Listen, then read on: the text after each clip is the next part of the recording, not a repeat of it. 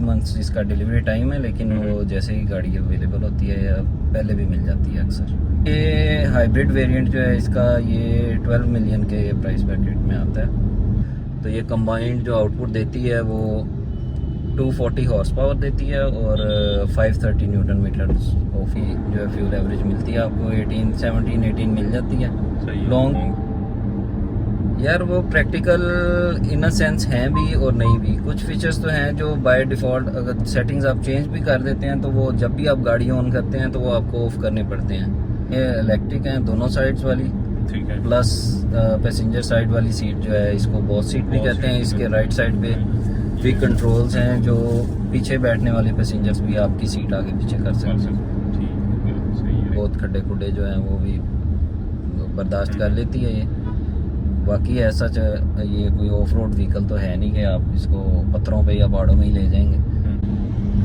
अस्सलाम वालेकुम and welcome back to Nomi bytes. कैसे हैं आप सब लोग? उम्मीद करता हूँ सब आप लोग ठीक होंगे। आज हमारे पास है हैवल H6 HEV और हमारे साथ है यासिर भाई और हैवल H6 HEV का रिव्यू के लिए। कैसे हैं यासिर भाई आप? जी अल्लाह का शुक्र है, मैं ठीक ठाक हूँ। आप कैसे हैं? अल्हम्दुलिल्लाह सब ठीक ठाक। अच्छा जी, तो यासिर भाई ये हमें बताएं कि आपने ये गाड़ी कब परचेज की थी?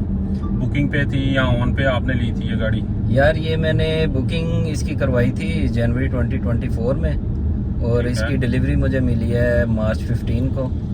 ठीक है। और जनवरी लाइक आपको तकरीबन 2 महीने बाद गाड़ी 50 days to be exact. 50 days to. Normally company जो है वो आपको बताती है कि 2 to 3 मंथ्स इसका डिलीवरी टाइम है, लेकिन वो जैसे ही गाड़ी अवेलेबल होती है या पहले भी मिल जाती है अक्सर। ठीक है। तो ये आपने किस प्राइस ब्रैकेट में परचेज की थी? यार ये हाइब्रिड वेरिएंट जो है इसका, ये 12 मिलियन के प्राइस ब्रैकेट में आता है। ठीक है, 12 मिलियन के प्राइस ब्रैकेट में। और आपका लाइक इसका परचेज डिसीजन क्या था? लाइक इस ब्रैकेट में आपके पास कोई और ऑप्शंस भी थी, आपने वो एक्सप्लोर की थी या जस्ट आपका माइंड था कि यार मैंने हैवल H6 ही लेनी है? यार ये थोड़ी लंबी हो जाएगी कहानी।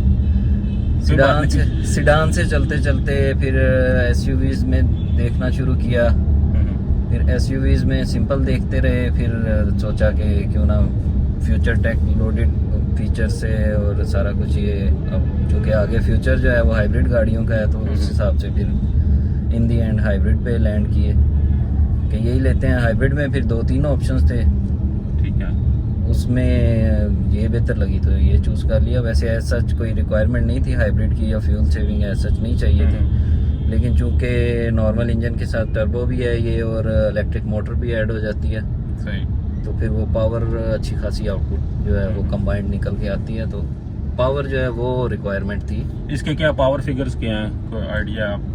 इसमें ये है जी 1.5 टर्बो इंजन है, ठीक है, और चूंकि ये हाइब्रिड है तो इलेक्ट्रिक मोटर भी ऐड हो जाती है साथ। तो ये कंबाइंड जो आउटपुट देती है वो 240 हॉर्स पावर देती है और 530 न्यूटन मीटर ऑफ टॉर्क जो है वो इसका टॉर्क है। और इसकी टॉप स्पीड क्या है? टॉप स्पीड है ये 181 पे लिमिटेड है, फैक्ट्री से उन्होंने लॉक किया हुआ है, ठीक है, वो बैटरीज की सेफ्टी के लिए, तो 181 से ऊपर नहीं जाती है। सही है। तो इसमें लाइक सेडान से एसयूवी पे मूव होने का कैसे सोचा आपने कि लाइक जैसे आप कह रहे हैं कि पहले सेडान्स देख रहे थे और फिर हमने एसयूवी पे शिफ्ट होना का प्लान बनाया, तो वो ख्याल कैसे आया आपको? एक तो मार्केट ट्रेंड भी है, दूसरा सेडान्स चला ली हुई थी तो सोचा क्यों ना, अब फैमिली भी ग्रो कर रही है तो एक बड़ी गाड़ी, खुली गाड़ी चाहिए थी। सही। और सेडान्स की निस्बत एसयूवीज जो है वो थोड़ी रोड क्लियरेंस भी अच्छी होती है, बेहतर होती है, आपको किसी भी जगह पे कोई परेशानी नहीं होती। सही है। तो एज अ हाइब्रिड आपको इसकी fuel average with in city और आउटसाइड लॉन्ग पे क्या मिलती है? यार ये सिटी में आराम से कर जाती है 18 प्लस। अगेन एवरेज जो है वो तो आपके फुट पे ही डिपेंड करता है। एग्जैक्टली ऐसे ही है, लेकिन नॉर्मली अगर आप शहर में रश में चला रहे हैं तो ज़्यादा टाइम जो है वो बैटरीज इंगेज रहती हैं, इलेक्ट्रिक मोटर इंगेज रहती है, तो अच्छी जो है फ्यूल एवरेज मिलती है आपको। 18 मिल जाती है। लॉन्ग पे 120 125 पे आप अगर ड्राइव कर रहे हैं तो 14.5 15 तक मिल जाती है आपको। 120 से अगर एक्सीड करते हैं तो वो ऑब्वियसली जितना पुश ज़्यादा करते हैं उतनी एवरेज गिरती जाती है। सही। तो इस गाड़ी में आपको लाइक जिस तरह आपने बताया कि टेक्निकलिटी के हिसाब से और दूसरे फीचर सेट के हिसाब से ये गाड़ी आपको बेहतर लगी थी as compare to other SUVs या क्रॉस ओवर्स। तो इसमें कौन से सेलियंट फीचर्स ऐसे हैं जो आपको अट्रैक्ट किए थे कि यार मैं H6 HEV पे ही जाऊंगा? यार इसमें एडएस के सारे फीचर्स हैं, ठीक है। रडार सिस्टम इंस्टॉल्ड है, तो लेन की plane assist, adaptive cruise control है, इवन इंटेलिजेंट क्रूज कंट्रोल भी है। सही है। उसमें थोड़ा सा डिफरेंस ये होता है कि वो आपको छोटे मोटे कट्स एंड कर्व्स पे गाड़ी मोड़ भी खुद ही देती है। सही। अडॉप्टिव में मोस्टली तो यही होता है कि गाड़ी खुद ब्रेक कर लेती है अगली गाड़ियों का डिस्टेंस देख के, और फिर दोबारा जब क्लियर होती है रोड तो दोबारा अपनी स्पीड मेंटेन कर लेती है जो भी आपने क्रूज सेट किया होता है। तो इंटेलिजेंट में ज़रा ये होता है, मोटरवे पे चेक भी किया था मैंने, अच्छा, कि कट्स एंड कर्व्स जो हैं वो गाड़ी खुद ही ले लेती है। वो सेंटर लेन की असिस्ट जो है वो उसको असिस्ट कर रहा होता है, तो वो लेन की मार्किंग्स के साथ साथ गाड़ी टर्न भी खुद ही ले लेती है थोड़ा बहुत। लेकिन अगेन ये सारे असिस्टिव फीचर्स ही हैं, इसको बाज़ लोग जो हैं वो ऑटो पायलट या वो ऑटोनोमस ड्राइविंग समझ लेते हैं। तो ये बहुत खतरनाक हो जाती है। कंट्रोल आपने ही रखना है और हमेशा आपको रेडी होना चाहिए गाड़ी को कंट्रोल करने के लिए, बिल्कुल इस पर रिलाई नहीं करना चाहिए। सही है। तो इसके लाइक जो ये ऑटो ब्रेकिंग है और ये ADAS के जो फंक्शन है, how practical is this in the city और हाउ प्रैक्टिकल ऑन लॉन्ग? यार वो प्रैक्टिकल इन अ सेंस हैं भी और नहीं भी। कुछ फीचर्स तो हैं जो बाय डिफ़ॉल्ट अगर सेटिंग्स आप चेंज भी कर देते हैं तो वो जब भी आप गाड़ी ऑन करते हैं तो वो आपको ऑफ करने पड़ते हैं। अच्छा। जिसमें इमरजेंसी ब्रेकिंग है, पेडेस्ट्रियन सेफ्टी है, वो जब आप शहर में चला रहे हैं, आपको पता है यहाँ पे शहर में कोई ना कोई अचानक सामने आ जाता है, या मोटरसाइकिल वाला या पैदल चलने वाला, तो गाड़ी फुल स्टॉप वाली डेड स्टॉप वाली ब्रेक मार देती है बहुत हैवी, तो पीछे से भी चांस होता है कि कोई गाड़ी आके आप में हिट कर सकती है। तो वो इस तरह के 2-3 फीचर्स जो हैं वो जब भी आप गाड़ी में बैठते हैं तो शहर में चलाने के लिए मेरा मशवरा भी है कि जिनके पास ये है वो उन फीचर्स को ऑफ कर लिया करें, क्योंकि वो अचानक ब्रेक जब लगती है तो वो इवन ड्राइविंग करने वाला खुद भी परेशान हो जाता है कि ये क्या हुआ। सही है, सही है। अच्छा, इसकी जो सीट्स हैं वो इलेक्ट्रिक हैं या मैनुअल हैं? ये इलेक्ट्रिक हैं दोनों साइड्स वाली, ठीक है। प्लस पैसेंजर साइड वाली सीट जो है इसको बॉस सीट भी कहते हैं। इसके राइट साइड पे भी कंट्रोल्स हैं जो पीछे बैठने वाले पैसेंजर्स भी आपकी सीट आगे पीछे कर सकते हैं। ठीक है, सही है। अच्छा, तो यस भाई आप बता रहे हैं कि इसके अंदर जो 2-3 फीचर्स हैं ऑटो ब्रेकिंग के, वो आपको हर बार जब भी आप गाड़ी की स्टार्ट करते हैं या राइड के लिए आप निकलने लगते हैं तो आपको मैनुअली ऑफ करने पड़ते हैं। तो ये कोई इरिटेशन नहीं फील होती आपको कि मतलब कि ये ऑटोमेटिक होना चाहिए था कि प्रिजर्व सेटिंग्स होनी चाहिए थी, जब आपने उसको वहाँ पे डिफ़ॉल्ट पे सेट कर दिया तो वो आपको हर बार सेट ना करनी पड़े? स्टार्ट में फील हुआ था कि ये हर दफ़ा नहीं चेंज करना पड़ना चाहिए, लेकिन वो कंपनी से वो सिक्योरिटी फीचर ही है। तो वो गाड़ियाँ चूँकि बाहर की रोड्स के हिसाब से बनी हुई हैं तो वहाँ पे नहीं इतनी ट्रबल होती या इतना रश नहीं होता जितना यहाँ पे हमारी रोड्स पे। तो आई गेस कि इसके अंदर कोई हार्डवेयर इशू तो नहीं है, ये सॉफ्टवेयर ही है, तो अगर कंपनी चाहे तो उसको अपडेट दे सकती है इस चीज़ को? हाँ, चाहे तो दे सकती है। तो आपके हैवल GWM को सजेशन देते हैं इस चीज़ पे? हाँ, मेरा ख्याल है इसको इम्प्रूव करना चाहिए उन्हें कि जो सेटिंग्स अब यूज़र पे डिपेंड करता है ना, यूज़र जो चाहता है अपनी गाड़ी की सेटिंग्स जिस तरह करना चाहता है उसके पास ऑप्शन होना चाहिए कि वो सेटिंग सेव कर सके। सही है। साउंड क्वालिटी इसमें कितने स्पीकर्स हैं यार इसमें मेरा ख्याल है 8 स्पीकर्स हैं, आई एम नॉट श्योर। और साउंड क्वालिटी की बात करें अगर तो आप गाड़ियों के स्टैंडर्ड स्पीकर्स यूज़ करते आए हैं तो फिर आपको बहुत अच्छी लगेगी। सही। अगर आप वो हाई लेवल के म्यूज़िक लवर हैं और हमेशा से गाड़ियों में एम्प्स और वो सब वूफर्स और ये वो कंपोनेंट्स लगाते आए हैं तो फिर आपको साउंड मेरा ख्याल है समझ नहीं आएगा उस हिसाब से। नॉर्मली जितने भी स्टॉक गाड़ियों में स्पीकर्स आ रहे हैं उनसे अच्छे। सही होगा, ठीक है। अच्छा, इसमें ड्राइविंग मोड्स के बारे में कितने ड्राइविंग मोड्स हैं और उसमें क्या क्या लाइक कैसे ऑपरेशनल्स हैं? यार इसमें 4 ड्राइविंग मोड्स हैं, ठीक है। नॉर्मल है, स्पोर्ट्स है, स्नो है और इको है। ठीक है। नॉर्मल में नॉर्मल ही होता है। इको में ज़रा गाड़ी कोशिश करती है कि अपने आप को बैटरीज पे रखे मैक्सिमम टाइम। सही है।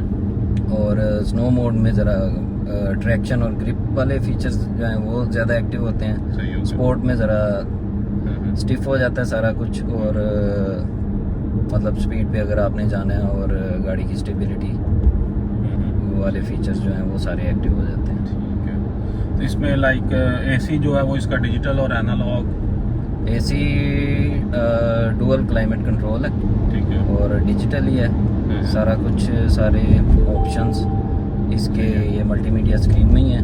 अच्छा, मैनुअल बटन्स नहीं है इसमें एसी कंट्रोल? एसी और फैन के ऑन ऑफ के बटन्स हैं मैनुअल। अच्छा, बाकी जो कंट्रोल है वो बाकी टेम्परेचर सेटिंग और एसी की डिफरेंट सेटिंग्स हैं वो स्क्रीन के अंदर से ही आपको करनी पड़ती है। तो वो आप अगर मैं अपने आप को देखूं तो मुझे तो वो जो है ना वो बटन लाइक पसंद है कि फैन कंट्रोल के और टेम्परेचर कंट्रोल के लिए मैनुअल बटन होने चाहिए। जब बंदा ड्राइव कर रहा होता है तो स्क्रीन के ऊपर जाना और वो सारा ध्यान स्क्रीन पे करना वो ज़रा मुश्किल नहीं हो जाता आपके लिए? वो अटेंशन डाइवर्ट हो जाती है ड्राइवर की, लेकिन वो ऐसे ही है बस। अब सही वो है। नॉर्मली ये होता है कि टेम्परेचर वगैरह आपने सेट किया होता है अपने हिसाब से, बस ऑन ऑफ ही करना होता है तो वो बटन से हो जाता है। अदरवाइज प्रेफर तो यही है कि पैसेंजर ही छेड़े सेटिंग्स को। आप ज़रा टच स्क्रीन में जाएंगे इधर उधर तो रोड से आपका रोड से ध्यान ध्यान हट जाता है। बिल्कुल ऐसे ही है। तो मेरे हिसाब से तो उसमें ये होना चाहिए कि ये जो बटन्स हैं ये इनको लाइक मैनुअल देने चाहिए ताकि ड्राइवर अटेंशन जो है, क्योंकि नॉर्मली ज़्यादा बंदा जो है वो अकेले ड्राइव कर रहा होता है। हाँ, एटलीस्ट टेम्परेचर अप डाउन के बटन्स मैनुअल होने चाहिए। ड्राइविंग कंफर्ट के हवाले से आपने इससे पहले कौन कौन सी गाड़ियाँ चलाई हैं? आप किस तरह कंपेयर करते हैं इसकी ड्राइविंग कंफर्ट को और उनकी ड्राइविंग कंफर्ट को? यार ये गाड़ी जब लेनी थी तो मैंने काफ़ी गाड़ियाँ जो है वो ट्राई भी की थी और शोरूम्स पे जाके भी देखी थी, उनमें बैठ के भी देखे थे विद फैमिली। इवन हम जाके बैठ जाते थे गाड़ियों में सही, ताकि एक नॉन डिसीजन लें हम। गाड़ी में बैठ के ही आपको पता चलता है कि ये गाड़ी आपके लिए है या नहीं है, या आप क्या चाह रहे हैं और आपको क्या मिलने वाला है। तो पहले मैं फॉर्च्यूनर भी कंसीडर कर रहा था, लेकिन वो कंफर्ट वाइज आपको पता ही है, सबको ही पता है। फॉर्च्यूनर की जो बैक सीट्स हैं वो तो बहुत ही अनकंफर्टेबल है। तो वो प्लस इतनी कोई 4x4 की हमें रिक्वायरमेंट भी नहीं थी और इतनी रिजिड गाड़ी भी नहीं चाहिए थी, ना कोई ऑफ रोडिंग वाला सीन है, तो इसलिए वो कंसीडर नहीं की। प्लस ऑब्वियसली उसकी प्राइस भी काफ़ी थी। सही है। तो कंफर्ट के हिसाब से अगर ओवरऑल मैं इसको लमसम करके कुछ कहना चाहूँ तो वो ये है, जैसे करोला और सिविक का लोग कंपैरिजन करते हैं कि सिविक की सस्पेंशन थोड़ी स्टिफ फील होती है उन्हें, तो इसकी सस्पेंशन भी थोड़ी स्टिफर साइड पे ही है, लेकिन ऑब्वियसली उसके साथ फिर आपको बेटर रोड ग्रिप और बेटर ट्रैक्शन भी आपको मिलती है हाई स्पीड्स पे। अच्छा, कोई चीज़ आप जो इस गाड़ी में मिस करते हो लाइक इस प्राइस रेंज में, जिस प्राइस रेंज में आपने गाड़ी ली है उस प्राइस रेंज में आप चाहते हो कि यार कोई ऐसा फीचर जो आप समझते हो कि यार वो होना चाहिए था तो मज़ा आ जाता? यार फीचर तो ऐसा मेरा नहीं ख्याल कोई है। अब कहने को बंदा कह दे कि मसाजर सीट्स होनी चाहिए तो वो तो सारा कुछ तो नहीं आपको मिलता। उसके लिए ऑब्वियसली एक प्राइस सेट है, प्राइस रेंज है, उसमें जो जो फीचर्स आपको दे दिए उन्होंने, मेरा तो ख्याल है ये इसकी प्राइस जो है फुली जस्टिफाई करती है सारे फीचर्स को। ठीक है, नहीं वो तो सही है कि प्राइस जस्टिफाई करती है जिस तरह आप कह रहे हैं, लेकिन बंदे की एक ख्वाहिश होती है ना, क्योंकि ख्वाहिशात जो है वो लामुतना ही है इंसान की कि ये भी हो जाए ये भी हो जाए। उस आप समझते हो कि यार इस प्राइस ब्रैकेट में मुझे ये चीज़ अगर मिल जाती तो बेहतरीन मज़ा आ जाता मुझे। यार मेरा नहीं ख्याल, मैं नहीं कुछ मिस करता इसमें। सही है। ऐसा बस वो कुछ ये जो हमने पहले डिस्कस किया है कि बटन स्कूटर्स की सेटिंग्स वगैरह ये अगर हो जाती तो ज़रा ज़िंदगी आसान हो जाती। सही है। ग्राउंड क्लियरेंस के हवाले से इसकी ग्राउंड क्लियरेंस कैसी है? आपने इसको लाइक नॉर्थ साइड पे लेके गए हैं अभी कि नहीं गाड़ी को लेके गए हैं? यार इसको इस्लामाबाद मुनाल तक लेके गया हूँ मैं, ऐसा एक्सट्रीम नॉर्थ में तो नहीं गए, लेकिन ग्राउंड क्लियरेंस का कोई इशू नहीं है। सही है। ऑब्वियसली वैसे ही एसयूवी क्रॉस ओवर एसयूवी है तो ऐसा कोई प्रॉब्लम नहीं है, ना शहर में ना कहीं और। थोड़े बहुत खड्डे खुड्डे जो हैं वो भी बर्दाश्त कर लेती है ये। बाकी ऐसा ये कोई ऑफ रोड व्हीकल तो है नहीं कि आप इसको पत्थरों पे या पहाड़ों में ही ले जाएंगे। फ्रंट व्हील ड्राइव है। अच्छा, सही। तो बाकी सिडान्स की निस्बत तो ऑब्वियसली ग्राउंड तो क्लियरेंस बहुत अच्छी है उनकी निस्बत तो, क्योंकि गाड़ी ऊंची है, मतलब आपको कहीं से भी गुजारते वक्त कुछ सोचना नहीं पड़ता, पर आप इजीली ले जाते हो, डाल देते हो, चढ़ा देते हो। अच्छा तो भाई जब आपने ये गाड़ी परचेज की थी आपने कहा था कि आपने शोरूम्स पे जाकर गाड़ियाँ टेस्ट भी की थी काफ़ी ज़्यादा, ठीक है। तो इसमें आपने कौन कौन सी गाड़ियाँ टेस्ट की थी? लाइक इस प्राइस पैकेट में तो मुझे लगता है Oceana X7 भी आ रही थी, Tucson भी थी, Sportage भी थी, अगर आप SUV क्रॉसओवर में जा रहे थे, सेडान से निकलना चाह रहे थे, हाँ। तो आपने उनको क्यों नहीं प्रेफर किया? यार ओशान में वो हमारा जो परचेज डिसीजन था वो इन दी एंड आके रुक गया था हाइब्रिड्स पे। ठीक है। तो फिर आखिर में तो सिर्फ जो चॉइस थी वो हाइब्रिड्स की रह गई थी। उसमें Corolla क्रॉस थी, ठीक है। ये Haval H6 HEV थी और Hyundai की Santa Fe थी। तो होंडा वेजल नहीं थी इसमें? होंडा वेजल वो लोकली तो HRV आ रही है, वो हाइब्रिड नहीं है। और हमें लोकल गाड़ी चाहिए थी, तो लोकल में ये तीन ऑप्शन ही थे, Corolla क्रॉस, Haval H6 और Hyundai Santa Fe। तो ग्राउंड क्लियरेंस के साथ साथ आई गेस के कुछ लोग होते हैं वो गाड़ियाँ परचेज करते हैं तो टायर्स की प्रोफाइल चेंज करवाते हैं, तो आपने ऐसा कुछ किया? स्टॉक नहीं, किया? चेंज नहीं करवाया मैंने। इसके स्टॉक प्रोफाइल जो है वो 225, 55 और 19 इंचज़ के रिम है, जो मेरे ख्याल में बड़ा ऑप्टिमल साइज़ है गाड़ी के साइज़ के हिसाब से, और बड़े खूबसूरत लगते हैं और डिज़ाइन भी बहुत अच्छा है। अच्छा, क्योंकि ये लोकल मैन्युफैक्चर्ड यूनिट है हैवल का, तो आपको इसकी बिल्ड क्वालिटी में कोई मसला तो नहीं लगा? मतलब कि आपको फील हुआ होगा कहीं पे क्वालिटी जो है एवरेज ही है, प्रीमियम फील नहीं दे रही गाड़ी, क्योंकि 12 मिलियन का प्राइस ब्रैकेट है तो उसमें और भी बहुत सी ऑप्शन आती है, तो आपको ऐसा फील हुआ है कि बिल्ड क्वालिटी में कहीं पे कोई इशू है? नहीं, ऐसा मेरा नहीं ख्याल कि बिल्ड क्वालिटी कहीं पे भी कॉम्प्रोमाइज्ड है, या जो लोग ये समझते हैं कि चाइना की गाड़ी है या चाइनीज़ क्वालिटी अच्छी नहीं होती। तो आपके सामने ही है, डैशबोर्ड देख लें, ओवरऑल कैबिन की फील देख लें, हर चीज़ जो है वो टॉप नॉच है मेरे हिसाब से, और इस प्राइस ब्रैकेट के हिसाब से हर चीज़ जस्टिफाई करती है। एग्जैक्टली हाँ, वो फील तो प्रॉपर एक देखा जाए तो वो प्रीमियम फील देती है गाड़ी। फिर बाहर का जो साउंड है वो भी कोई इतना ज़्यादा नहीं है गाड़ी के अंदर आ रहा, तो उस वाले से तो कैबिन इंसुलेशन भी अच्छी है। अच्छी है इसकी। और दूसरा वो मैं बता रहा था आपको, ये अब क्वालिटी, इंटीरियर क्वालिटी से ही मेरे जहन में एक और पॉइंट आया कि जब हम गाड़ियाँ जाके देख रहे थे शोरूम्स पे, तो ये एक केबिन की फील ही थी जो जिसने हमें इंट्रिग किया कि हम इस Haval H6 की तरफ आए। अच्छा, सही से। अच्छा, इस गाड़ी लेने से पहले आपने इसकी कोई सर्च की थी कि पार्ट्स प्राइसेस और ये वो, इसके ऊपर कोई सर्च किया आपने कि इन केस खुदा ना खास्ता अल्लाह ना करे कि कोई हादसा हो जाता है तो इसके पार्ट्स की प्राइसेस क्या होंगी, वो महंगी हैं सस्ती हैं, उसके बारे में आपका क्या पॉइंट ऑफ व्यू है? यार आजकल जितनी भी गाड़ियाँ आ रही हैं पार्ट्स की प्राइसेस तो बहुत ज़्यादा ही हैं, और पार्ट्स की प्राइसेस की निस्बत मेरा ख्याल है आपको नेटवर्क देखना चाहिए। साजगार इंजीनियरिंग हैवल लेके आया है पाकिस्तान में, और डीलरशिप नेटवर्क भी उनका डे बाय डे जो है वो इंक्रीज़ कर रहा है, और कस्टमर सपोर्ट भी उनकी बहुत अच्छी है डीलरशिप्स पे। सही है। तो मेरा ख्याल है कि पार्ट्स की अवेलेबिलिटी में तो कोई इशू नहीं है, क्योंकि लोकली मैन्युफैक्चर हो रही है वो, और लेकिन प्राइसेस जो हैं वो ऑन हायर साइड ही हैं। मेरा ख्याल है एक कॉर्नर लाइट जो पीछे वाली है बैक की, वो अराउंड 80-85,000 की है। अच्छा, डीलरशिप नेटवर्क से लाइक इसकी आपको अभी तक अपने कोई मेंटेनेंस करवाई है? कितनी चला ली है आपने गाड़ी? यार ये 1500 चल गई है, और फर्स्ट 1000 किलोमीटर वाली इसकी मेंटेनेंस हुई है। मेंटेनेंस तो नहीं होती, वो एक चेकअप ही होता है फर्स्ट 1000 का, तो अभी तक तो वही हुआ है। तो भाई इसके अंदर आपको कितने एयरबैग्स मिल रहे हैं सिक्योरिटी फीचर्स, सेफ्टी फीचर्स में? यार इसमें 6 एयरबैग्स हैं, ठीक है। 2 फ्रंट पे हैं, एक स्टीयरिंग में है, डैशबोर्ड में है, 2 ये साइड कर्टन्स में हैं और 2 पीछे हैं। ठीक है। और इसके अलावा पार्किंग सेंसर्स भी हैं, और क्या क्या इसमें ऑप्शंस उन्होंने आपको दिए हैं? पार्किंग सेंसर्स भी हैं, ब्लाइंड स्पॉट मॉनिटर्स भी हैं। ठीक है। पार्किंग सेंसर्स फ्रंट बैक दोनों हैं? हाँ, इवन इसके पार्किंग सेंसर्स बहुत साइड्स तक जाते हैं। नॉर्मली गाड़ियों में सिर्फ आगे आगे होते हैं, लेकिन इसमें साइड वाले बम्पर्स के कॉर्नर्स पे भी हैं, आगे भी और पीछे, तो वो काफ़ी ज़्यादा एरिया कवर कर लेते हैं। और 360 कैमरा इस पे इंक्लूडेड है? 360 कैमरा है, बहुत अच्छा काम करता है, रिजल्ट बहुत अच्छा है उसका।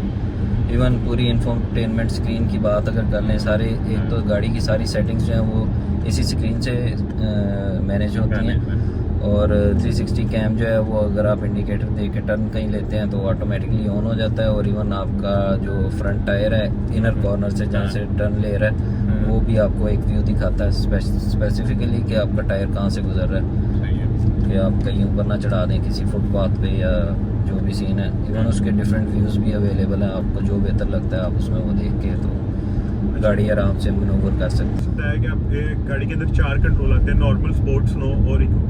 ठीक है, तो आपने नॉर्मल, स्पोर्ट और इको, स्नो पे तो नहीं, खैर इको, इकोनॉमी, स्पोर्ट और नॉर्मल पे ड्राइव की है गाड़ी? तीनों पे ट्राई किया ड्राइव करके? हाँ मैंने ट्राई की है, लेकिन वो मेरा नहीं ख्याल है सच कोई ड्राइव में फ़र्क आता है। वो इन दी एंड जब आप थ्रॉटल प्रेस करते हैं इको में, अगर आप फॉर एग्जांपल आपने इको में किया हुआ है तो आपको टेक्निकली आप इकोनॉमी लेने के लिए चला रहे हैं गाड़ी, ठीक है, लेकिन उस टाइम में अगर आपने पुश करना पड़ गया आपको या पुश किया आपने बहुत ज़्यादा तो वो ऑटोमेटिकली इको से निकल के नॉर्मल में या स्पोर्ट में चला जाएगा। ठीक है। स्पोर्ट मोड पे इसकी कैसी पिक है एज कम्पेयर टू इको? यार स्पोर्ट्स मोड जो है वो एज सच वो उसको बाकी गाड़ियों के स्पोर्ट्स मोड्स की तरह ना कंसीडर करें। ये जब आप इसका थ्रॉटल देते हैं तो ऑटोमेटिकली जो गाड़ी का पहले तो इलेक्ट्रिक मोटर पे चल रही होती है गाड़ी जब आप स्लो चल रहे होते हैं, उसके बाद थोड़ा जैसे ही आप पुश करते हैं तो इंजन एंगेज होता है और फिर इन दी एंड मजीद अगर पुश करते हैं तो टर्बो भी एंगेज हो जाता है।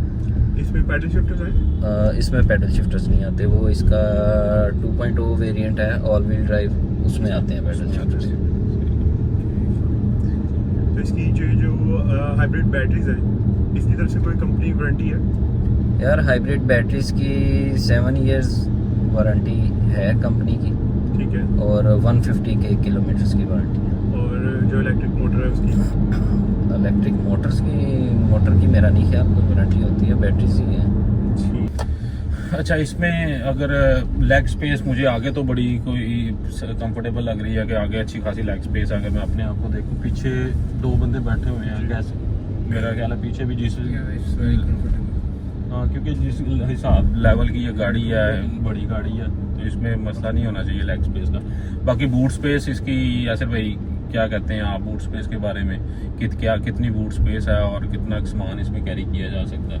यार बूट स्पेस मेरा ख्याल है 700 लीटर्स है ऑन पेपर्स, आई गेस इतनी ही है शायद, ठीक ही हूँ मैं। सही है, और काफ़ी है गाड़ी के साइज़ के हिसाब से। बिल्कुल, वो बड़ी गाड़ियों में आ जाती है तो उसके हिसाब से तो अच्छी खासी बूट स्पेस है 700 लीटर्स। और लेग स्पेस की आप बात कर रहे थे तो जैसे कंपैरिजन में मैंने बताया कोरोला क्रॉस तो इसलिए है वो मिस आउट कर दी थी हमने कि वो वैसे ही साइज में ही छोटी उसको वैसे ही हाँ, इसके साथ कंपेयर अगर करते हैं तो वो साइज में इससे काफी छोटी बस गाड़ी वो लगती हाइब्रिड है। होने की वजह से कंपैरिजन में आ रही थी, हाँ, वैसे ये तो तो बड़ी गाड़ी ही चाहिए थी और हाँ। ज़रा खुली गाड़ी ही चाहिए थी, सही है। तो इसलिए इसकी तरफ गए। अच्छा, आखिर में लाइक आप हैवल ऑनर्स को आपने जिस तरह आप बता रहे हैं कि आपने ग्रुप ज्वाइन किए हुए हैं हैवल के, तो हैवल ऑनर्स को आप कोई मैसेज देना चाहें? हैवल ऑनर्स को क्या मैसेज देना, उसमें तो बड़े सीनियर मेंबर्स हैं जो 2-2, 3-3 साल से गाड़ियाँ ये वाली चला रहे हैं और 20-40,000 किलोमीटर चला चुके हैं गाड़ियाँ और बहुत अच्छा एक्सपीरियंस रहा है उनका। तो ये मैं बाकी लोगों को ये बता सकता हूँ कि सेटिस्फाइड कस्टमर्स जिन्होंने बहुत ज़्यादा गाड़ियाँ ये वाली चला ली हुई है वो काफ़ी मौजूद हैं और कोई प्रॉब्लम्स नहीं आए हैं सच उनको। ठीक है। बाकी मशीन है, किसी भी गाड़ी में मसला आ जाता है, लेकिन जब किसी चाइनीज़ मैन्युफैक्चरर की गाड़ी में मसला आता है तो लोग ये कहते हैं कि देखा चाइनीज़ गाड़ी थी तो मसला आ गया, लेकिन आप टोयोटा होंडा देख लें ये वो उनमें भी नॉन फॉल्ट्स और मशीन है तो ट्रबल किसी में भी आ सकती है। मैटर वो करता है कि आपका जो आफ्टर सेल सर्विसेज हैं और डीलरशिप्स जो हैं वो उस मसले को रिस्पॉन्ड कैसे करती हैं, उसी से आपका नाम बनता है और आपकी जो फ्यूचर सेल उसी पे डिपेंड। क्योंकि हमारे यहाँ पे ट्रेंड ये बना हुआ है कि चाइना की गड्डी है जी, चाइना की गड्डी लाए, चाइना की नहीं मैं लैनी गड्डी है, देखो खराब ही होनी है। लेकिन जो जब ये हैवल को और साजगार वालों को देख के ऐसा नहीं फील होता कि यार ये चाइना की गाड़ी है और इसमें कोई चीज़ की कमी पेशी है। उन्होंने फीचर सेट पूरे दिए हुए हैं, हर लिहाज से एक्यूरेट गाड़ी उन्होंने बना के निकाली है मार्केट में। जी ऐसे ही। इसके अंदर स्पेयर व्हील दिया उन्होंने? इसमें स्पेयर व्हील नहीं है, तो इसमें पीछे जो है टायर रिपेयर किट दी हुई है और नीचे चूँकि उसमें बैटरीज है तो उसमें स्पेयर व्हील की जगह ही नहीं बनती। तो यस भाई, आपको नहीं लगता है कि अब जो मोस्ट ऑफ द कंपनीज हैं वो स्पेयर व्हील्स निकाल रही हैं गाड़ियों से, ठीक है, तो हमें पंचर किट तो दे देते हैं, लाइक वो तो हमें यूज़फुल है कि हमने टायर रिप्लेस करना हो तो तभी यूज़ होगी ना। अब आप कहीं पे मोटरवे पे या लॉन्ग पे किसी ऐसी जगह पे ट्रैवल कर रहे हैं, अल्लाह ना करे आपका टायर ज़्यादा बस्ट कर जाता है, ठीक है, मतलब बड़ा पंचर हो जाता है जो कि बेरेबल नहीं है, ट्यूबलेस टायर के लिए, या वो ब्रश कर जाता है, तो उस सिनेरियो में ये एक बैकवर्ड नहीं है कि ऑकवर्ड सी फीलिंग होगी कि आप वहाँ पे क्या करेंगे यार आप तो बैठ जाएंगे वहाँ पे। हाँ, होना चाहिए होना चाहिए। और होना कई चाहिए। ओनर्स ने किया भी हुआ है ऐसे कि जब लॉन्ग वगैरह पे वो निकलते हैं फैमिलीज के साथ, तो वो ट्रंक में स्पेस इतनी है कि वो एक व्हील जो है वो कैरी कर लेते हैं साथ। सही है। बाकी जो दूसरे इसके वेरिएंट्स हैं उनमें स्पेयर व्हील आता है। ऑल व्हील ड्राइव वेरिएंट जो है 2.0 है, उसमें भी आता है। अच्छा। तो इसमें चूंकि वो स्पेस बैटरीज ने ली हुई है, तो इसलिए इसमें उसकी जगह नहीं बनती। आई गेस भाई ये वैसे होना चाहिए। वेरिएंट पे Practicality रिलाई के नहीं हिसाब करना से वो चाहिए होना चाहिए, क्योंकि हाँ। अब आप अगर वेरिएंट के ऊपर रिलाई कर रहे हैं तो फिर आप प्राइसिंग पे भी रिलाई कर रहे हैं, एग्जैक्टली। ठीक है। तो मुझे लगता है सेफ्टी और ये इशू तो किसी भी गाड़ी के साथ आ सकता है, चाहे हाँ, वो महंगी है। प्रैक्टिकलिटी अगर हम उसकी देखते हैं तो वो स्पेयर व्हील होना चाहिए गाड़ी के अंदर। बाकी जो हमारे व्यूअर्स हैं वो इस बारे में बता देते हैं कि हाँ, उनको क्योंकि क्या आप लगता है कि क्योंकि हर किसी की practicality अपनी इस चीज़ थिंकिंग है कि होना चाहिए स्पेयर व्हील या नई गाड़ियों में इन द Exactly. फ्यूचर। अच्छा जी, तो ये था हमारा आज का रिव्यू एवल H6 HEV का। उम्मीद करता हूँ आपको हमारा रिव्यू पसंद आया होगा। और एक चीज़ आपको बतानी है कि लाइक इस वीडियो के आखिर में हमने इस गाड़ी के सिनेमैटिक शॉट्स भी ऐड किए हैं, वो भी आपको रिव्यू के बाद मिलेंगे इंशाल्लाह इस वीडियो के अंदर। और आप लोगों को अगर रिव्यूज पसंद आ रहे हैं, ऑनर रिव्यू सीरीज पसंद आ रही है, तो चैनल को लाइक करें, सब्सक्राइब करें, शेयर करें, कमेंट करें। और अगर आप लोगों की कोई सजेशन भी है तो वो भी हमें बताएं ताकि हम इन फ्यूचर फर्दर वीडियोस के अंदर उनको बेहतर कर सकें। टेक केयर, अल्लाह हाफिज़। मिलते हैं इंशाल्लाह आपको अगले ब्लॉग में।